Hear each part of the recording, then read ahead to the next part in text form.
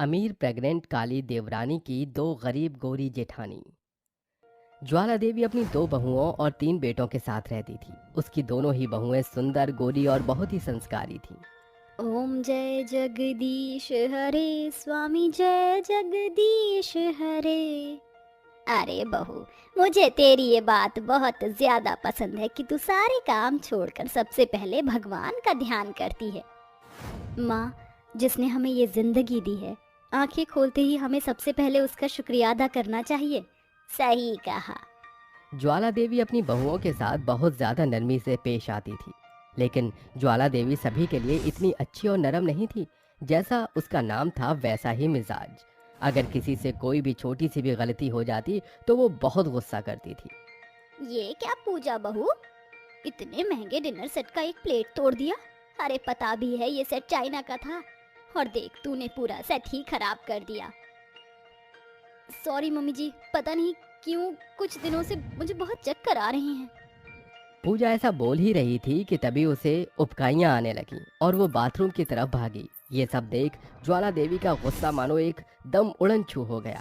सालों का तजुर्बा गलत नहीं हो सकता है। लगता है कि मेरे घर में एक और नन्हा मेहमान आने वाला है। ज्वाला देवी अपनी छोटी बहू पूजा को डॉक्टर के पास लेकर गई तो पता चला कि पूजा भी प्रेग्नेंट है। वाह, मेरी दोनों बहुओं ने तो मुझे दिल से खुश कर दिया है। मेरे घर में एक साथ दो दो वारिस आएंगे। ज्वाला देवी की बड़ी बहू शिखा की प्रेगनेंसी की खबर बस एक हफ्ते पहले ही लगी थी और घर में नन्हे मेहमानों के आने की खुशी में सभी बहुत खुश थे।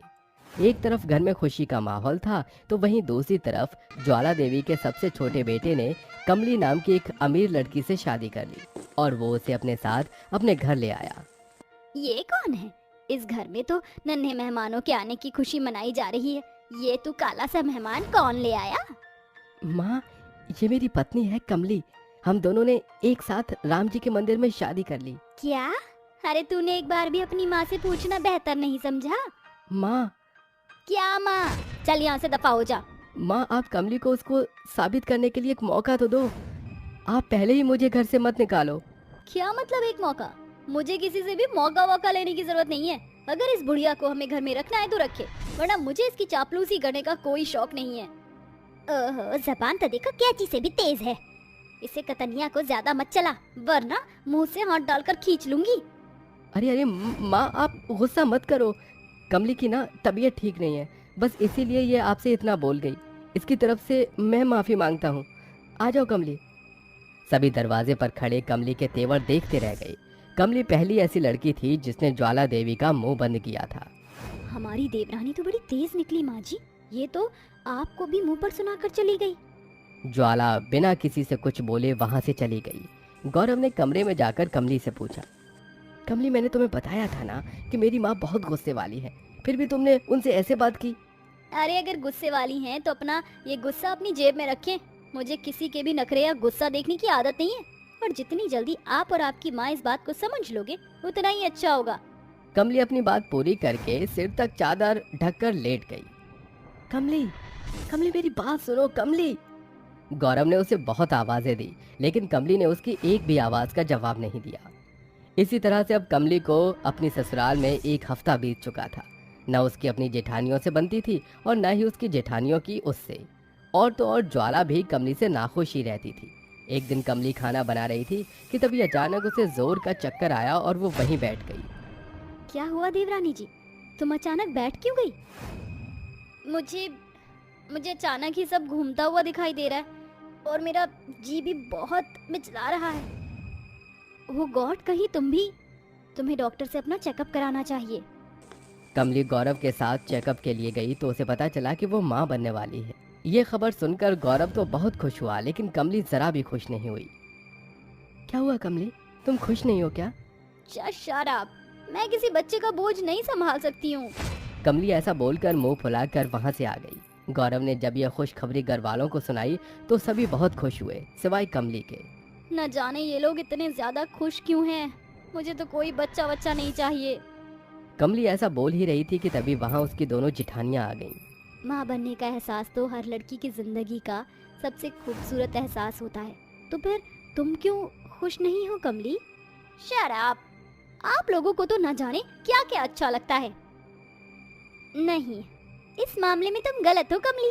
तुम अभी तो ऐसा बोल रही हो, लेकिन तुम देखना, अभी कुछ दिनों बाद तुम खुद इस बच्चे के दुनिया में आने का इंतजार करोगी।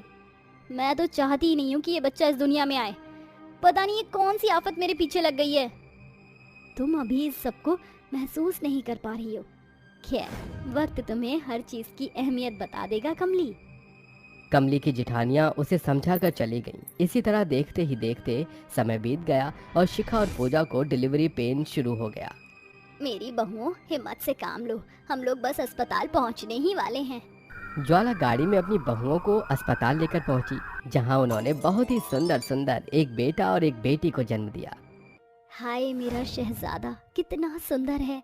भाभी, मेरी शहजादी को तो देखो, एकदम फूल सी कोमल है। अपनी भाभीियों को देखने वहां कमली और गौरव भी पहुंचे और उन्हें अपने कुछ घंटों के बच्चों के साथ इतना खुश देखकर कमली की भी माँ की ममता जाग उठी। गौरव को उन बच्चों को खिलाते देख कमली मंद मंद मुस्कुरा रही थी। लगता है कि हमारी देवरानी के मन में भी अब कुछ कुछ हो रहा है। सही कहा आपने। इन बच्चों को देखकर तो अब मेरा भी मन कर रहा है कि बस जल्दी से मेरी गोद भी भर जाए। ज्वाला अपनी दोनों बहुओं को एक हफ्ते बाद घर ले आई। सभी नन्हे मेहमानों के साथ बहुत खुश थे। अब कमली का बर्ताव भी बच्चों में घुल मिलकर बहुत बदल चुका था। इसी तरह एक महीना बीत गया और कमली को भी डिलीवरी पेन शुरू हो गया। घबराओ मत कमली, हम बस हॉस्पिटल पहुंचने ही वाले हैं। सभी बेसब्री से बाहर इंतजार कर रहे थे कि तभी कमली के बच्चे के भी रोने की आवाज आई।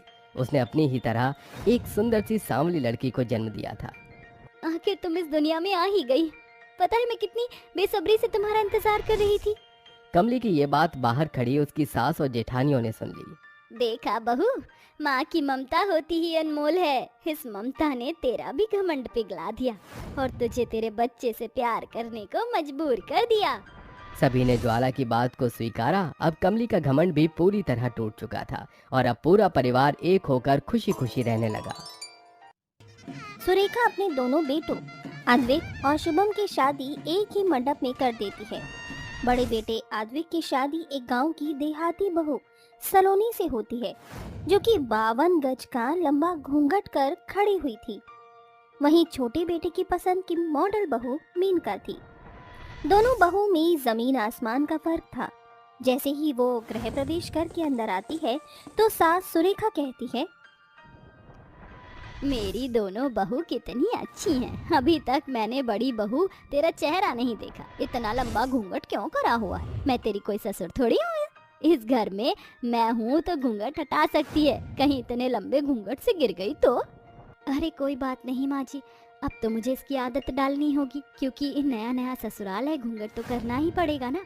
बाकी आप मेरी शक्ल देख लीजिए। अरे वाह, मेरी तो दोनों बहू बड़ी खूबसूरत है। एक चांद तो दूसरी सूरजमुखी है।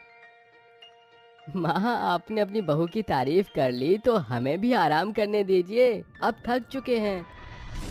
हाँ माँ, मैं तो बहुत थक गया हूँ, घोड़े बेचकर सोऊंगा, कल नो ऑफिस। यस माँ जी, मुझे तो ये लहंगा बहुत चुभ रहा है और हैवी भी है। I also want relax. हाँ हाँ, जाओ बच्चों, आराम करो। कल सुबह टाइम से उठना, कल तुम्हारी पहली रसोई है। सोच कर रखना, जो अच्छा खाना आता है वो बनाना। जी माँ जी। ये कहकर चारों बहू बेटे अपने अपने कमरे में चले जाते हैं। सुबह होती है। मेनका बहू लेट उठकर शॉर्ट निकर और क्रॉप टॉप पहनती है। वहीं दूसरी ओर सलोनी बहू शिफॉन साड़ी पहनकर लंबा घूंघट कर लेती है और घर की साफ सफाई करके कान्हा जी की आरती करती है। ओ कान्हा अब तो मुरली की मधुर सुना दो तान, मैं हूँ तेरी प्रेम दीवानी, मुझको तू पहचान, मधुर सुना दो तान। उसकी आरती सुन घर के सभी सदस्य उसके पीछे हाथ जोड़कर आरती करते हैं। आरती खत्म होते ही सुरेखा मेनका को कहती है, मेनका बहू, ये तूने कैसे कपड़े पहने? अब तेरी शादी हो गई है। माना कि तुम मॉडलिंग करती हो, मॉडल हो, पर इसका मतलब ये नहीं कि तू बहू की तरह नहीं रहेगी। तुझे साड़ी वगैरह पहनना चाहिए। मुंह पर इतना मेकअप किया है, थोड़ा शरीर को कपड़े से भी ढक लेती। ओफो माँ जी, सबकी अपनी अपनी चॉइस होती है रहने की, और मैं ऐसे कपड़े में कंफर्टेबल हूँ। मुझे जेठानी जी की तरह 10 फुट का घूंघट नहीं करना, जो सामने से कुछ दिखे भी ना। फिर आपने तो बोला ही था कि ससुर जी नहीं है, आपसे क्या शर्माना। तो मैं ऐसे कपड़े भी पहन सकती हूँ। क्यों शुभम? मुझे तो कोई प्रॉब्लम नहीं है, नॉर्मल है सब आजकल।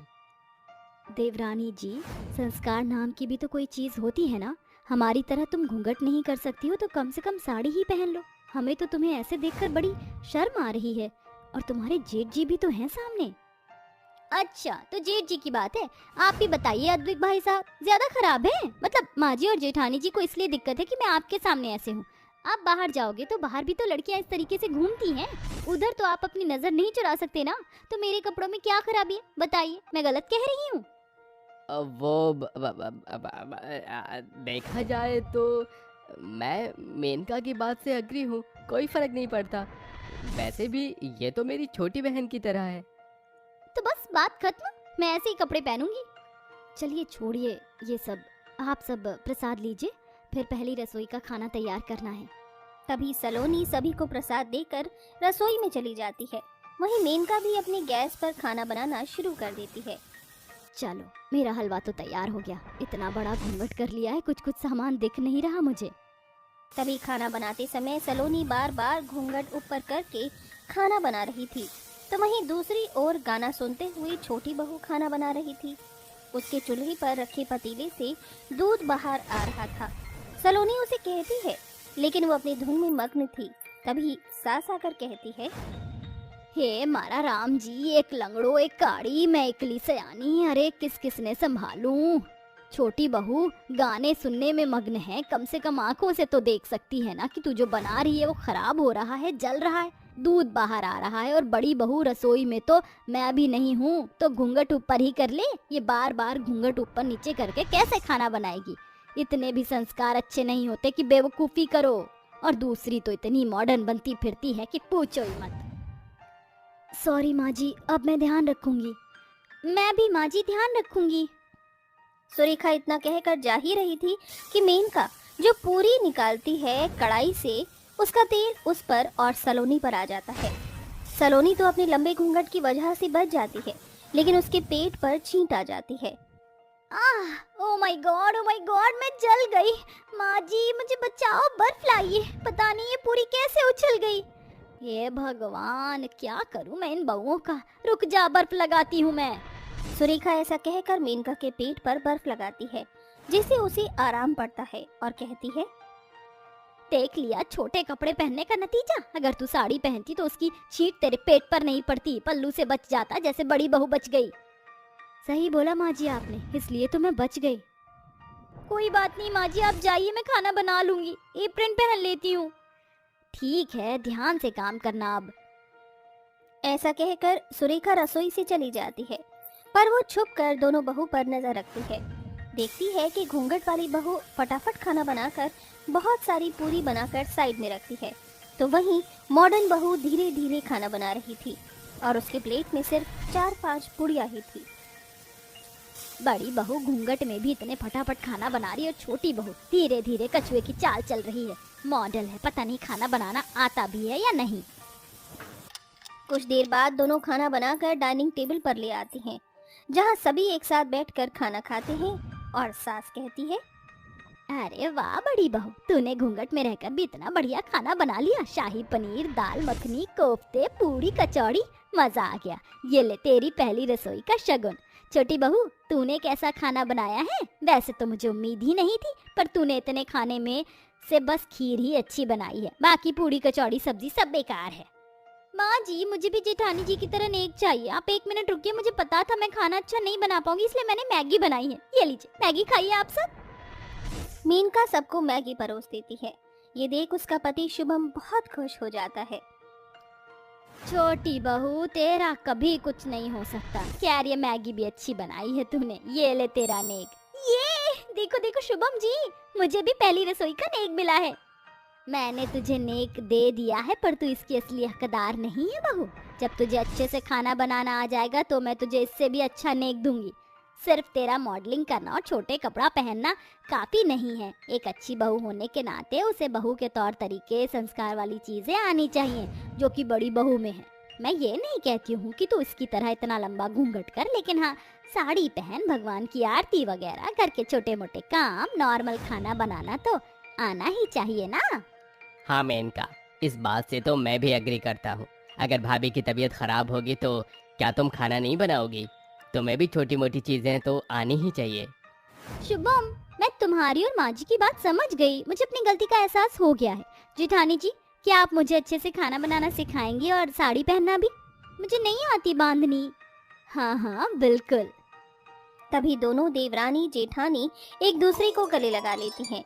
फिर सलोनी अपना घूंघट हटा देती है और मेनका को खाना बनाना, साड़ी पहनना, घर के छोटे मोटे सभी काम सिखाती है। इस तरह सब खुशी खुशी रहने लगते हैं।